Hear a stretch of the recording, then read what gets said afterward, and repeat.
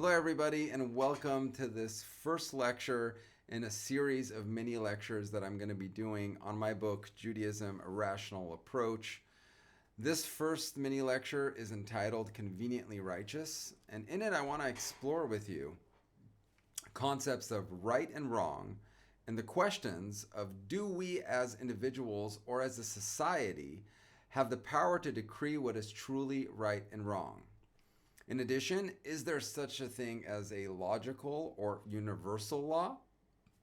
And if so, how do we decide which set of moral values, beliefs, or truths are correct? Now, different societies, different groups of people have a very, very different idea of what is right or wrong, and that's usually based on historical differences, religious differences, different social norms that they've become accustomed to. And even within societies, there's sometimes a very big discrepancy about these issues. Let's take, for example, in the United States, the issue of the death penalty is one that is still very much debated.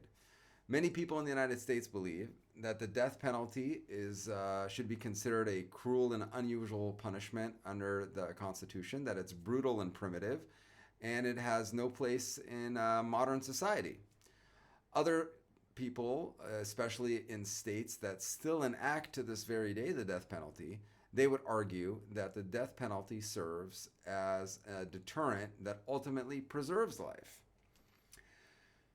How do we decide which way to go on the issue? Take, for example, a fundamentalist Islamist terrorist who decides to murder a bunch of innocent men, women, and children that he's never met in the name of his God. Not only does he believe that what he's done is right, he thinks that he's going to be rewarded for it and that it was necessary. And unfortunately, there's millions of people that agree with him. Of course, in our society, we find this to be absurd, abhorrent, repulsive. How could somebody even dream of taking the life of innocent people over their ideology or religion?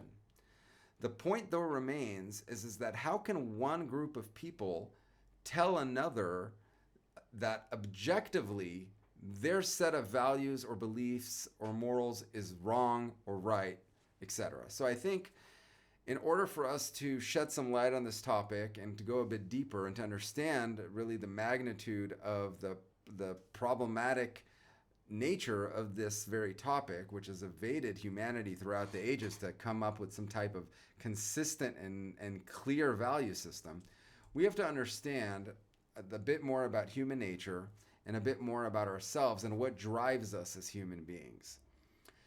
It's clear that modern psychology, psychologists and psychiatrists, they agree that the driving force behind most of our actions is the pursuit of pleasure and survival. Human beings are driven by their self-interest, and we are constantly trying to get away from suffering, whether it be physical or emotional, and we are constantly looking for our I to feel better and for pleasure and for us to feel more secure and stable. I'm not saying this is a bad thing. This is just what we are. Let's take, for example, even in something that is trivial, how many pleasure-seeking acts we engage in even while we're just driving, for example. Think about next time you're in your car, how many pleasure-seeking acts you engage in without even realizing it. A person will turn on the air conditioning or the heater. They'll turn on music and flip through the stations or change through different streaming platforms to find a song that they like. You'll open a window or close a window, make a phone call to a friend just to chat and pass the time. And all this, of course, while we're supposed to be concentrating on the road, right? So what is the desired outcome of all these trivial acts that we're engaged in while driving? And the answer is for our I to feel more comfortable, for the coming moments, for us to derive more pleasure from the coming moments than those that passed. Even when a person is asleep, he's not even here. He's tossing and turning in bed trying to find a more comfortable position. So if a person is so obsessed with his own security and pleasure, how can we trust this person to objectively decide what is right or wrong? Is this person not biased? Are we not human beings biased to our own self-interest? Are we not going to move the bar in the moral compass based on what's most comfortable for us, even if we're realizing it or not? And if society is just comprised of many biased individuals, how can a society do any better, right? It doesn't matter if I have 1,000 people that are biased. If they're all biased, then it's the same thing. So just because we have millions of people doing something, that doesn't mean that what they're doing is moral or correct. And this Professor Erich Fromm states this very, very clearly in his book, The Sane Society. Fantastic book. One of the best psychologists of our generation or the previous generation. And he writes as follows. What is so deceptive about the state of mind of the members of a society is the consensual validation of their concepts. It is naively assumed that the fact that the majority of people share certain ideas or feelings proves the validity of these ideas and feelings. Nothing is further from the truth. Consensual validation has no bearing whatsoever on reason or mental health, just as there is a folie à deux, there is a folie à millions. The fact that millions of people share the same vices does not make these vices virtues. The fact that they share so many errors does not make the errors to be truths. And the fact that millions of people share the same forms of mental pathology does not make these people sane.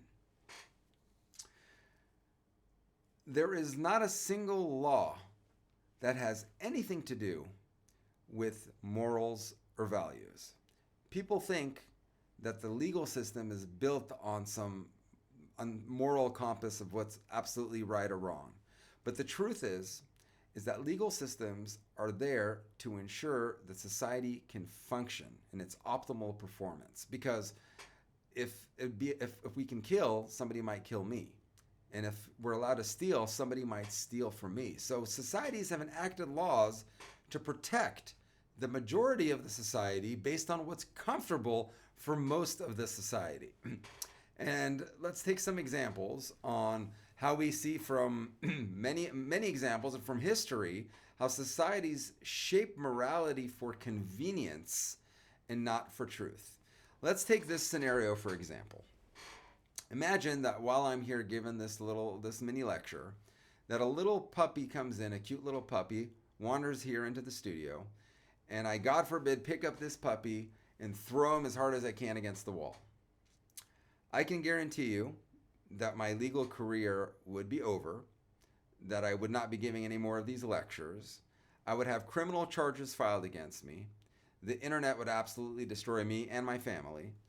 I would have all the animal rights people outside of my house with signs throwing paint in my car, and I wouldn't be able to go outside.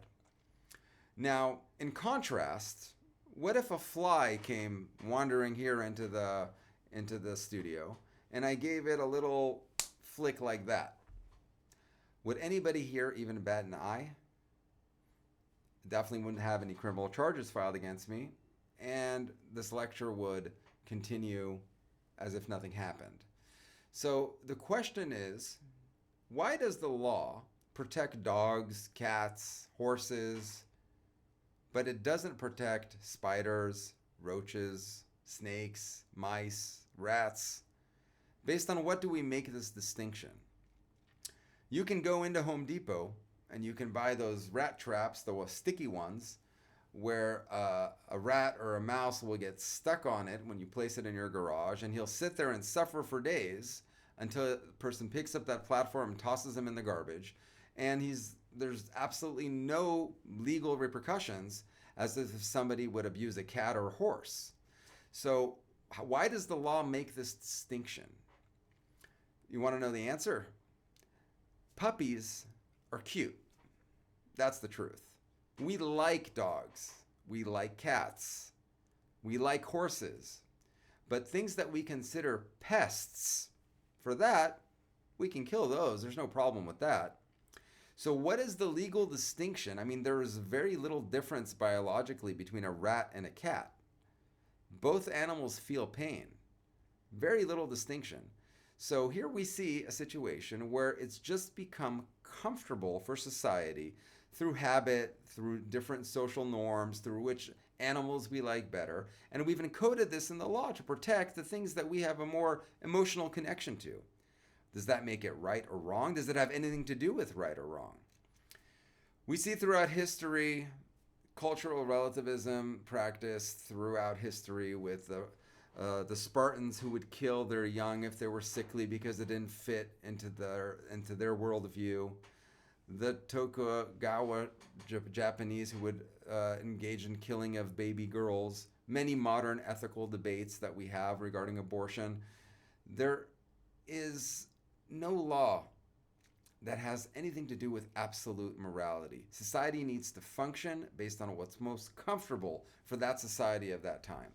One time, Justice of the Supreme Court, Oliver Wendell Holmes Jr., told a litigant that was upset in his courtroom, he said, quote, "Young man, this is a court of law. This is a court of law, young man, not a court of justice." We can see this further in a very, very interesting court case, the People versus Kimura, which is an American court case, where a woman by the name of Fumiko Kimura, she, after learning of her husband's infidelity, she decided that she was going to commit suicide with her 2 young children under the Japanese custom of Oyako Shinto. There's a Japanese cultural norm where rather than bear the shame of certain incidents, people rather take their life. And Japanese culture is sympathetic to this. Other examples would be if someone would become a financial burden, if they lost their business and they would now have to be a financial burden on others. Japanese culture would be sympathetic to them taking their own life rather than become a burden. Now back to Fumiko Kimura. She went into the ocean with her 2 young children to commit suicide, and her 2 young children unfortunately drowned, and she survived. The district attorney in Los Angeles filed murder charges against Fumiko Kimura, and at that time, 25,000 Japanese Americans wrote letters to the district attorney explaining this cultural norm of Oyako Shinto. Kimura was ultimately acquitted of first-degree murder charges based on a cultural defense. So even something that is supposed to be clear, such as "thou shalt not kill," has very little meaning without specifics, without absolute moral standards. And the problem in society is that we're constantly shifting and moving the bar to adapt to the different cultures and to adapt to different norms of the time. For what is considered today to be moral definitely was not considered to be moral even 50 years ago or 100 years ago. So I sum this up in my book, The Judaism Rational Approach with the following quote. "Human values are relative rather than absolute. Instead of man having to adhere to values allowing them to dictate his behavior, man and society conveniently change their so-called values to fit their selfish needs. It would seem then that man can basically do anything he wishes while still living in a make-believe world, and he or she will be considered to be a good, moral, or ethical person." So, how can a concept of good even exist? I would further argue that in a secular world where it's claimed that we've arrived at our current state by chance through an evolutionary process that took 4.5 billion years, there is no basis of demanding of a human being to be moral. How can we even define the concepts of morality when everything is a subjective standard in our modern society, in a postmodern society, which is focused on cultural relativism? So, in Jewish thought, the only way that the concept good can even exist is from the following 3 stages that I'm going to present in a cumulative manner. The first, in order for good to exist, there must exist a metaphysical being or power that is untainted by any physical or material force. There has to be an independent referee. Since we are all biased, since it doesn't matter how many millions or billions of people we get together to decide on what's good or bad, if we're all biased, we cannot objectively decide what is right or wrong. So there has to be an independent referee. There has to be a creator that is untainted by any selfish or personal desire or interest to decide what these rules are. The second step in this cumulative test is that the universe and all concepts and principles relevant to it must have been created by this metaphysical being. Only a creator or a God that created this beautiful world that we live in, that knows what the true nature of the world and of man is, can define the concepts of what is good or bad and right and wrong when this creator would have no personal bias. Now, the third step, this creator, all-knowing and unbiased, must then dictate to mankind what is good and bad, what is evil, as it relates to his creation.